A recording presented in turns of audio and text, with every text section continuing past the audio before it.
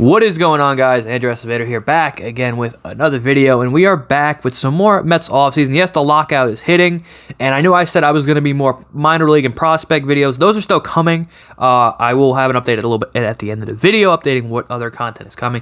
But I watched a great video, and I just said, I saw a video made by Hook on Mets, which I will link down in the description down below. Go watch this video. This video is based on that video. I'll leave it linked in the top of the description. Go check it out. An amazing video.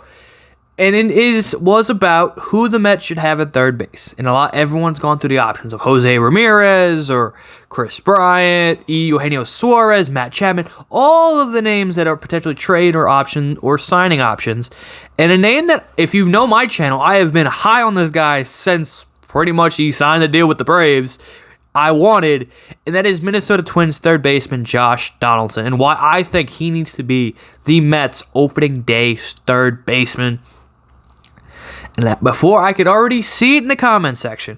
Andrew, this is just another Robinson Cano big money deal for an old aging veteran. And in my way, how I would go to the Twins is potentially getting an Aaron Loop replacement. So I can already see you comparing Cano Diaz to this potential trade option and idea for the Mets. Again, is this what I think Steve Cohen and the Ep Dog is going to do? No. But this is a good idea of potentially, like, we're always looking at Chris Bryant, and like he's the number one guy everybody wants, when it really should be Josh Donaldson, and he fits their timeline a hell of a lot better. So, Josh Donaldson, the first thing everybody's going to say is, oh, he's got a big contract. Breaking down the deal. The next 2 years, he is owed $21 million per season with a third-year club option for $16 million with the Minnesota Twins. But if he is traded, instantly he gets $2 million instantly from the team that acquiring him, and then his club option becomes a mutual option, which is key. Because let's say he comes over here and isn't as great, he's out of here in 2 years. The third year, it doesn't happen. It's a mutual. Either he can say no, or we can say no, and he's gone. There you go. And then if there's a $6 million buyout, that is what it becomes a $2 million outright, and then the club option with a $6 million buyout. So guaranteed he was going to have an $8 million buyout on the club option that the Twins have. And if he was traded, he'll get the $2 million the day he gets traded, and then his buyout becomes now for $6 million. Why I think Donaldson is an amazing fit and should be the opening day third baseman. One, all of Ep Dog's moves have been 2 to 3 year deals. Obviously, Starling Marte was the 4-year, but that I think potentially was only reason we got Marte was giving him the 4th year. But everywhere staying flexible. Ep Dog is, everyone he signed, this is the window. It's from this year, 2 to 3 years. That is the window that this team wants to win a World Series. Josh Donaldson fills that. He'll be here for 2 to potentially 3 years. Comparing to Chris Bryant, you're going to have to sign and give probably a 5 to 7 year deal at a similar AAV of around $20 million to Chris Bryant over 7 years, where Josh Donaldson's only making 21 for guaranteed for 2 years. Provides the power and the kind of player that Javier Baez was, which is another pure power bat in the middle of this lineup. Besides Pete Alonso, he is the only pure offensive power guy. Obviously, Lindor could pop you 20. Marte could pop you 15 to 20. We got a lot of guys that can maybe top 15 to 20. But besides Pete, he's the only guy that in this lineup you can see, he can hit 30. The Mets need another power bat, especially with the offensive we lost from Javi Baez, and Michael Conforto is no longer here. So those are guys who had the power, and Les Conforto didn't do it last year specifically, but have power 30 homer season in the past, which the Mets only have one pure power hitter. You put Donaldson in the middle of this lineup, he gets another pure power bat into the middle of this lineup. I'm going to say he's a better overall player than Chris Bryant. He's better defensively. I'll pull up his baseball savant page. Chris Bryant was an OAA of 1. Josh Donaldson is an OAA of 82. And if you look at it, he has max exit velo in the 99th percentile, 93rd percentile. Well, yeah. Max exit velo in the 99th percentile. Max hard hit percentage in the 95th percentile. Ex-WOBA in the 92nd percentile. Ex-slug in the 92nd. His walk percentage in the 94th percentile. Chase rate, which is great, in the 84th percentile. And OAA is better than Chris Bryant in the 63rd percentile, which is not, isn't amazing. But again, at age 36, he's still putting up amazing numbers. Last year, yes, in Minnesota, he played At age 35, 135 games, WRC plus of 124, 26 homers, 72 RBIs, 21% walk strikeout percentage, almost a 14% walk percentage. ISO at 228. Slugging and slugging percentage at 475, a 247 average, and a 2.2 WAR. Again, is he the MVP Josh Donaldson? No. But is he still a productive player even at age 36? Yes. Another point. He is a better bridge to Brett Baty. Let's say Josh Donaldson comes here and only has one. Let's say this upcoming year, he has another amazing offensive season. Let's say he's back just again.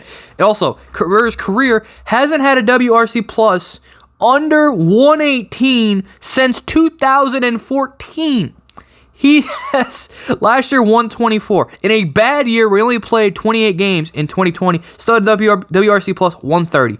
2019 with the Braves, the big bounce back year, 131. When he was traded and was bad in Cleveland with the last year in Toronto, that was the worst one, 118.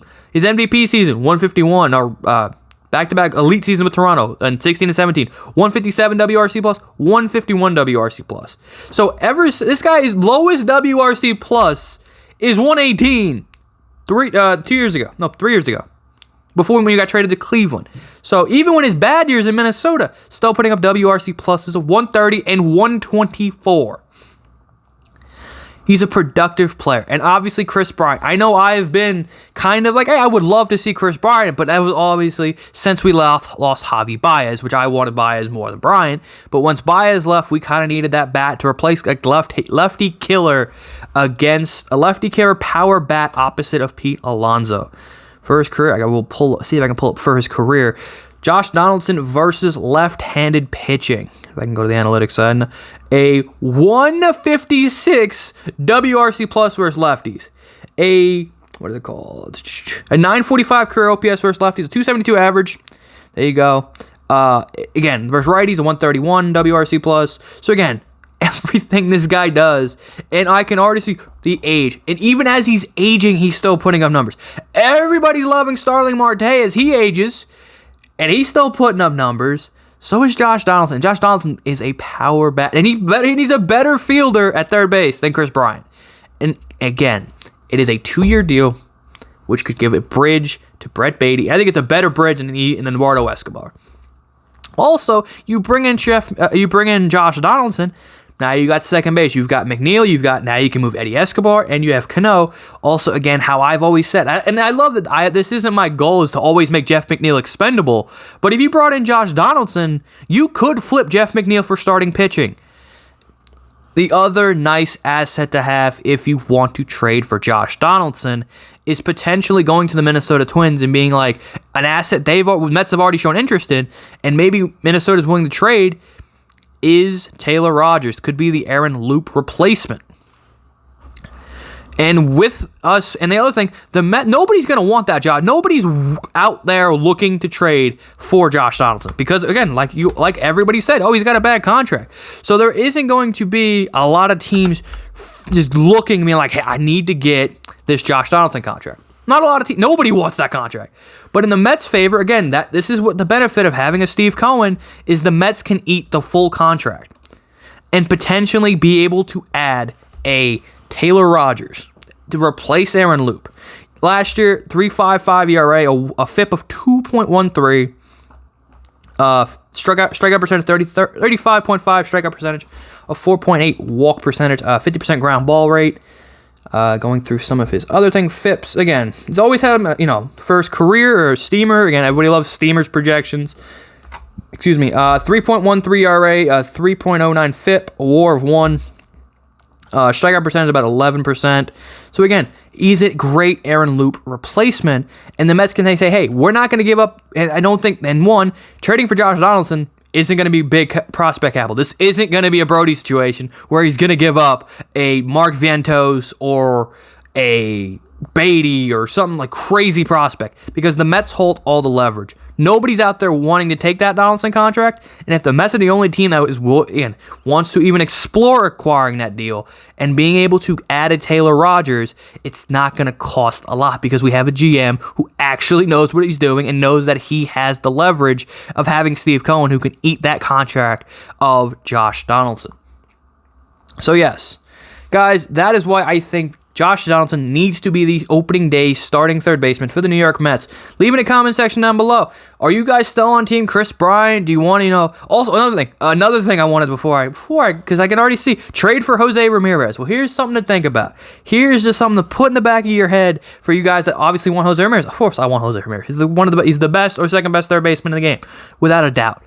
Josh Donaldson, you can get rid of him in 2 years. Guess who's a free agent in 2 years? It's Jose Ramirez. And you don't have to trade more prospects to Cleveland. Just wait it out. And hell, if Beatty sucks, let's say if he doesn't do what I think, let's say if Beatty comes up and is trash in a year, let's say Donaldson has a good year, reclines in the second year, Beatty takes over, you move Donaldson to the DH or whatever, or Beatty comes in, isn't the best, you can cut the mutual option with Josh and sign Jose Ramirez for money. That's what I think. I just don't think the Mets need to give a huge contract to Chris Bryant. If their window is 2 to 3 years, Josh Donaldson fills that 2 to 3 year window better than Chris Bryant. So thank you guys for watching. Be sure to drop a like. Obviously, like I said, go follow. I will leave a link. Go watch Hooked on Mets video. Ryan made a great video. That's why I came out with this video, because he made an amazing video, and I wanted to get my take on it.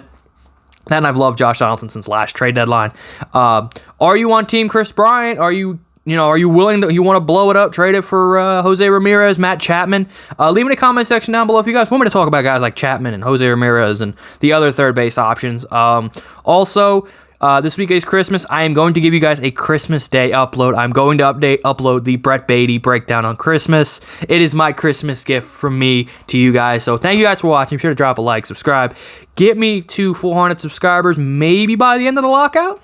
316. Maybe we hit the 400 subs before the lockout. So thank you guys for watching, and I will see you guys in the next video. Peace.